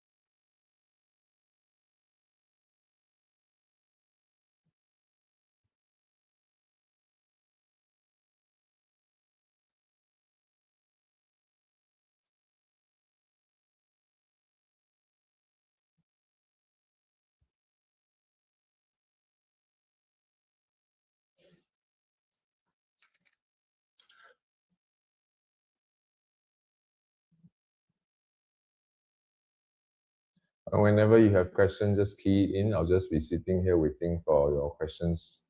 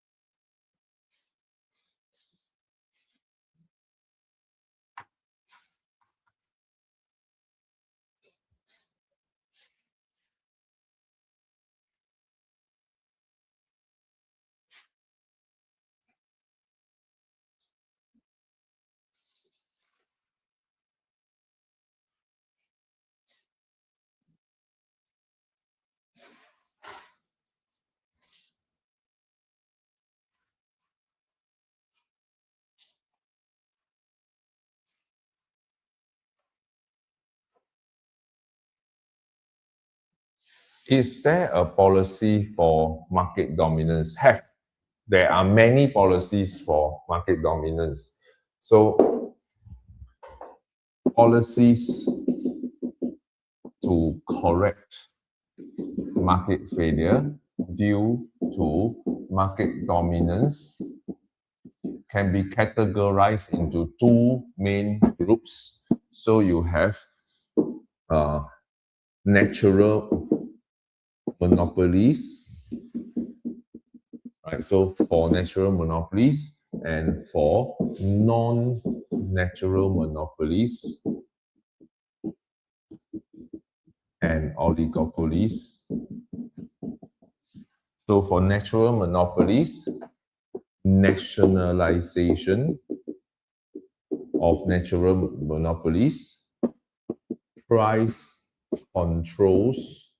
So here you can have MC pricing or an AC pricing, and you can also have introducing competition for the market. For non-natural monopolies, then you can, and oligopolies, what you can do is you can have market liberalization, which involves introducing more competition in the market. Okay, so note that competition in the market and competition in the market, they are not the same thing, right? Then you can have regulation, right? And you can also have price controls, right? So here can be price ceilings that the government might set. So that's the range of different policies that a government can use. But what do you use for cases of non-natural monopoly versus natural monopoly are different. So don't mix up. So depending on the context given in the question, choose the correct branch of policies.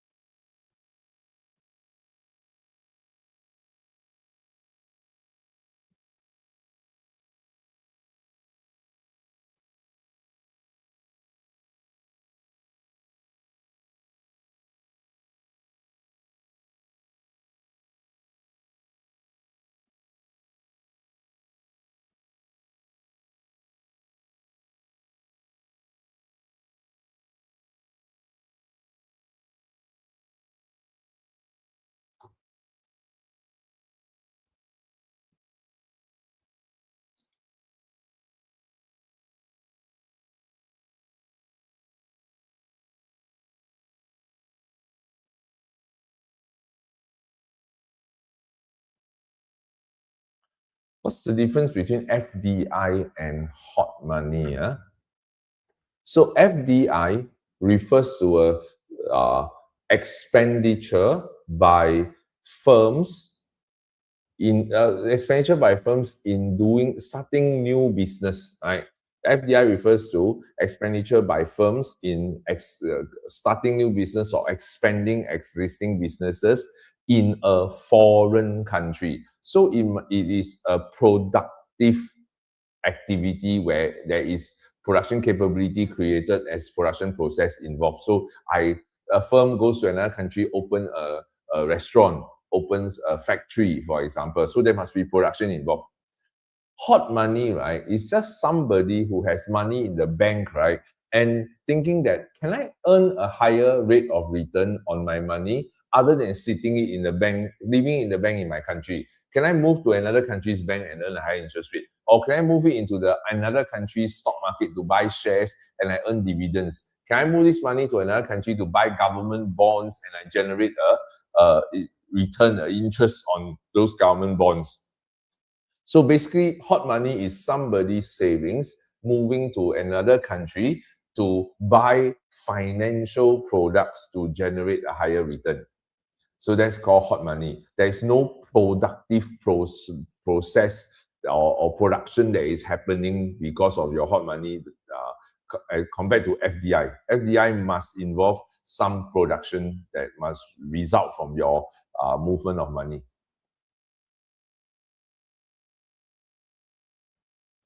So in terms of recording in the balance of payment, they are in the same category. They are both in the financial account of the balance of payment, but they are fundamentally two different things altogether.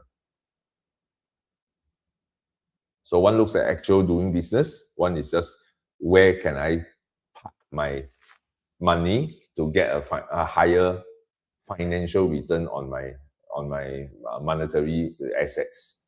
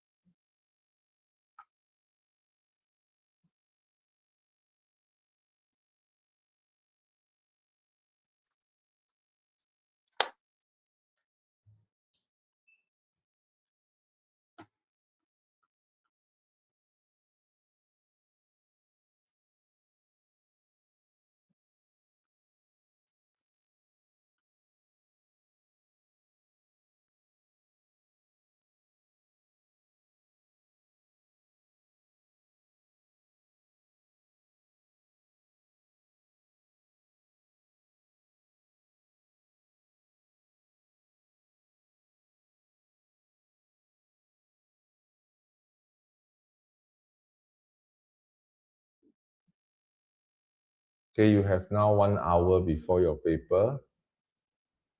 Make sure you all find time to go toilet and stuff. Don't halfway through the essay paper, stomachache. All right, the next question came in. When investment expenditure increase, how do you explain the expected expenditure is less than the actual? Huh? What do you mean by okay, I'm not sure I know what you mean exactly, so I'm going to make a guess. Okay, by the way, please note expenditure is spelled wrongly, yeah. So expenditure, not expenditure. So AD is equals to C plus I plus G plus X minus M.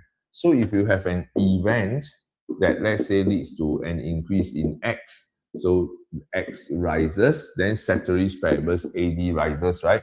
Then you simply say that, suppose there is a fall in exchange rate. So let's say my event is a fall in exchange rate, then this will cause the price of exports to decrease in terms of foreign currency.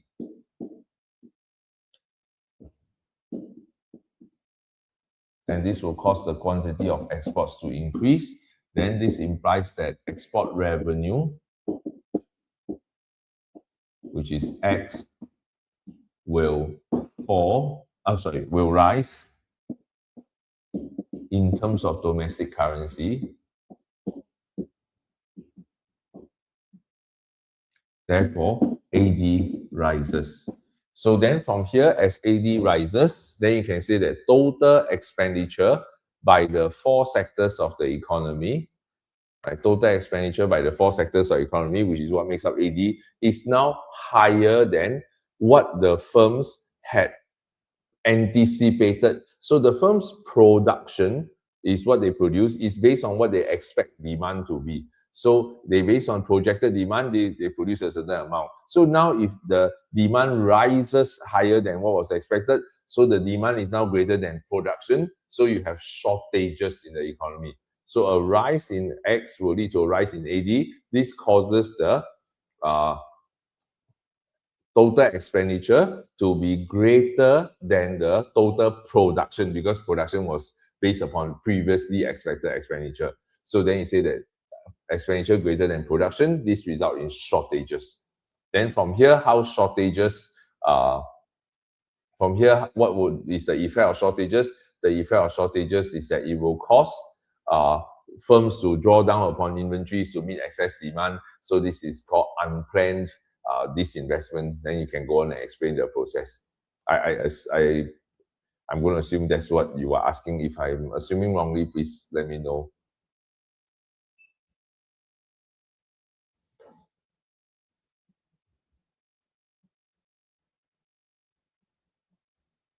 So that's for export. So now your question was investment expenditure increase, right? So then you can just say that the I increase.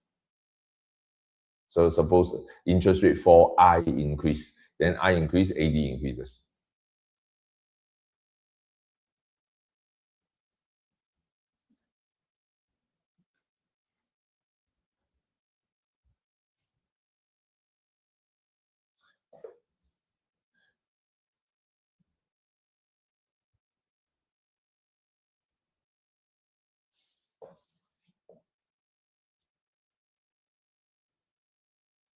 Later on in the exam, don't rush into answering the question. Read the question carefully to see what the question is asking. Okay, got our next question.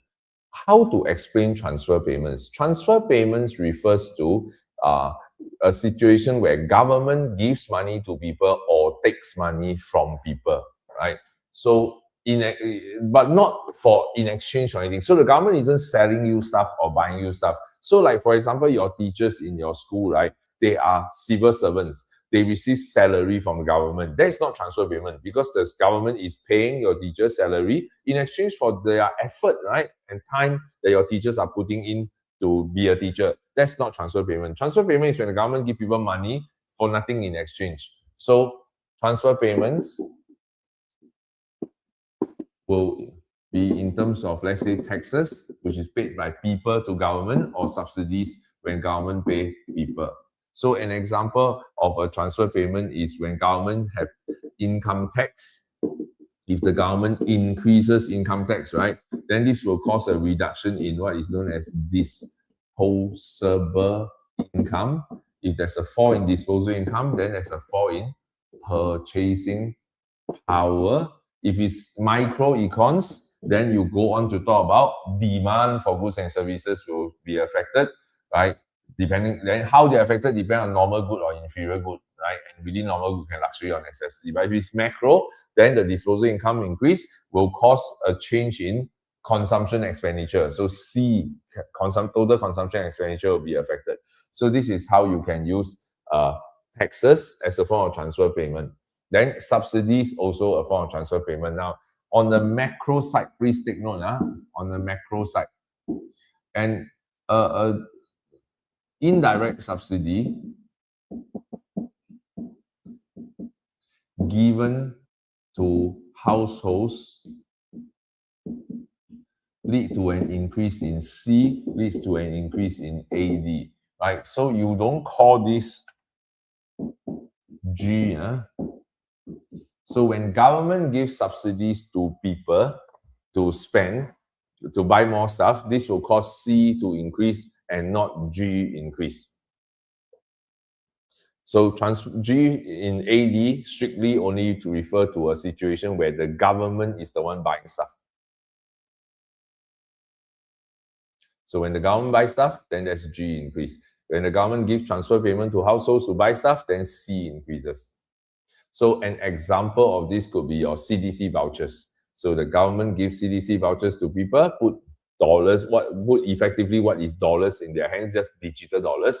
They can use this to buy more stuff.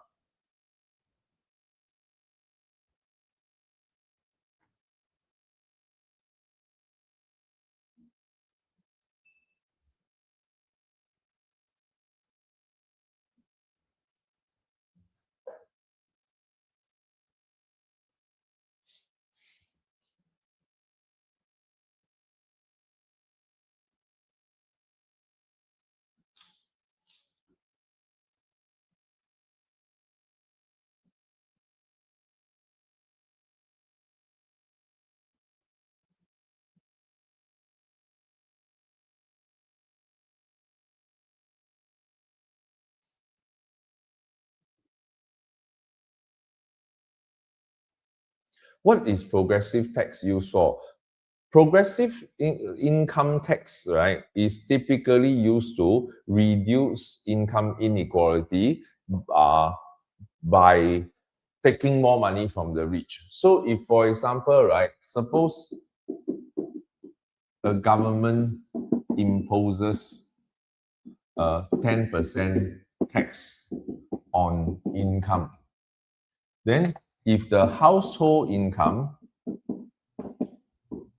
is $1,000, then the income tax, which is 10%, will be $100. If the household income was $5,000, the income tax is $500. If the household income was $10,000 a month, then the income tax will be $1,000. So the rich pay more than the poor in terms of taxes.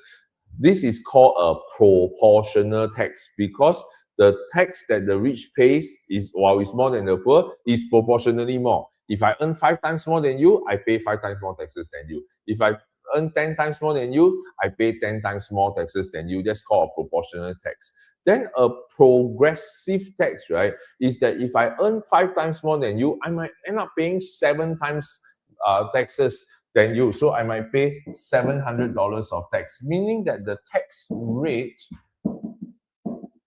right, for the people earning $1,000 is 10%, but the tax rate of people earning this will be higher than 10%. Okay, let's change this number to,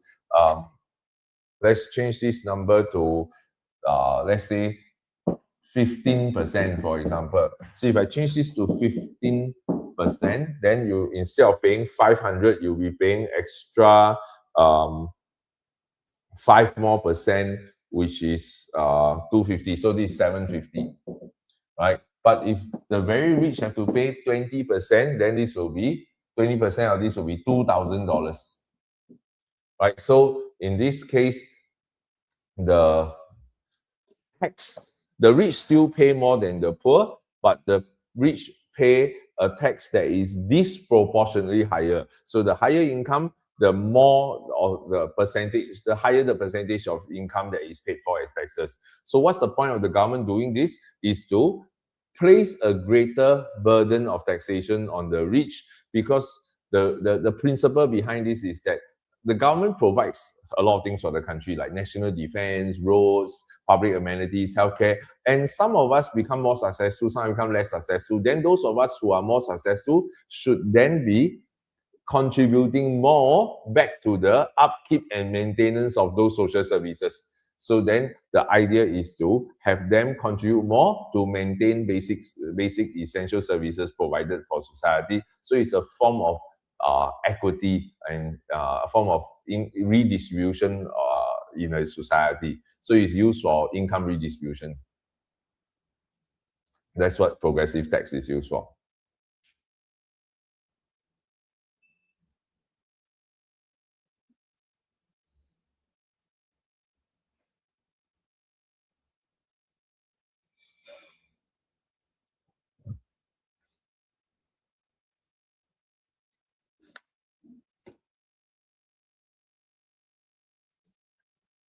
So is progressive tax used to explain transfer payment, or is it a policy itself? No, progressive tax is basically so a government can impose taxes, right, as a way to use as a transfer payment. A progressive tax is something that is just more specifically emphasizing on helping to redistribute a little bit more, right? So transfer payment is just a category of things in which a tax is a subset of. So if progressive tax is a subset of tax is a subset of transfer payment, then it's just all under one umbrella.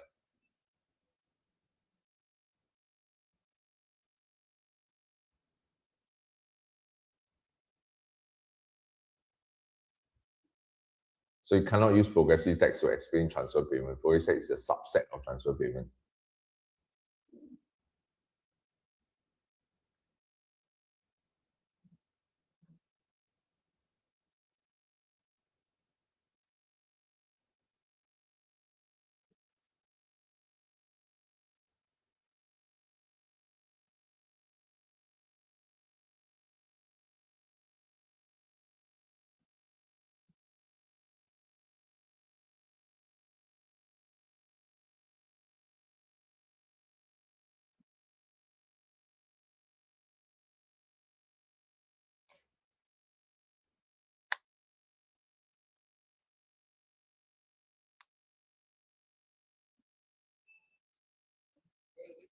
Sorry?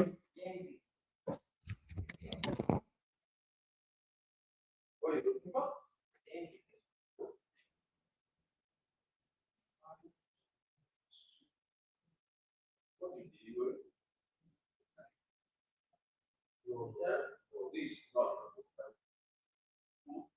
You check the security.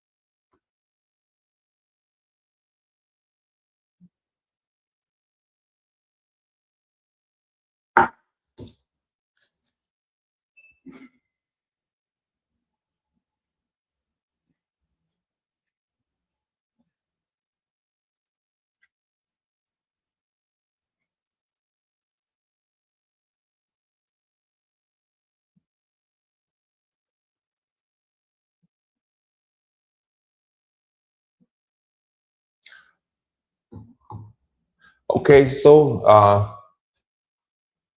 there seems to be nobody left in the uh, live stream already. So I assume you guys are going off to do your last minute preparation. I will wait another 3 more minutes. If there's no more questions, then we'll be closing the stream.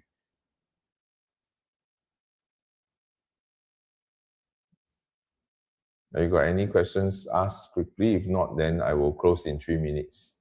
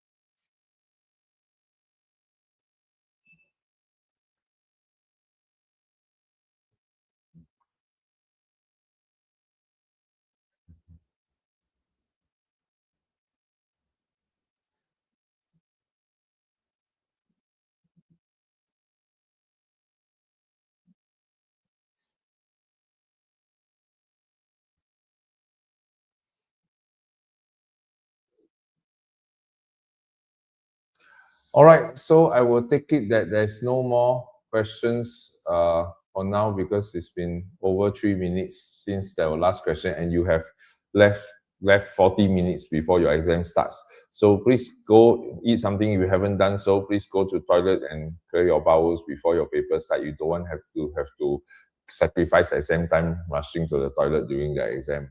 And in the last 40 minutes or so, don't study really, chill, right? Relax. And so anyway, good luck for your exam. We will end the stream here. All right, bye bye.